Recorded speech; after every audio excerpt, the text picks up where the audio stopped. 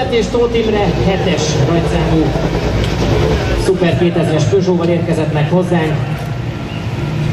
Tudjuk, hogy Robiéknak az utolsó pillanatban állt össze ez a projekt, de azért bízunk benne, hogy sikerül és sikert tudtok elérni. Hogyan álltok neki ennek az évnek? Minden nagyon gyorsan alakult az elmúlt időszakban. Sikerült úgy gondolom, hogy 2 hét alatt a maximumot kihozni az előkészületekből. Sokkal több lehetett volna, de sajnos a mai helyzetben annak is örülni kell, hogy egyáltalán ideértünk.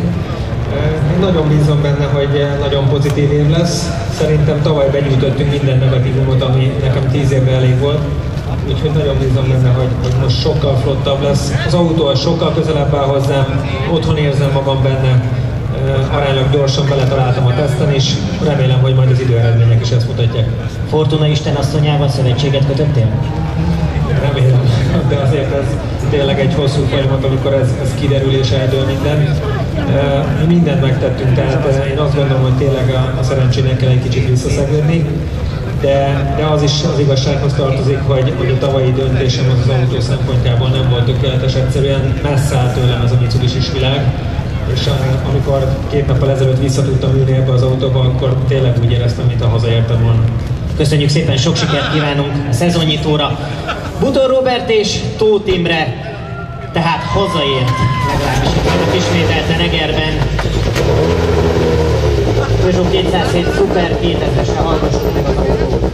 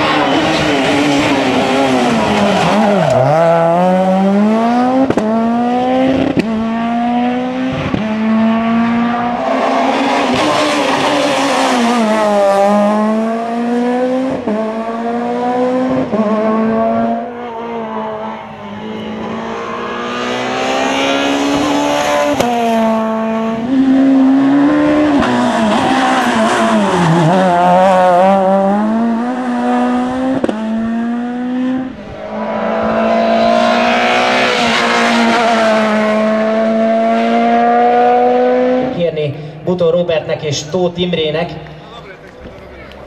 Hát nehezen indult Robi, de aztán a mai napon, ahogy néztem az időeredményeket, mintha nagyon ráéreztetek volna erre az egész történetre.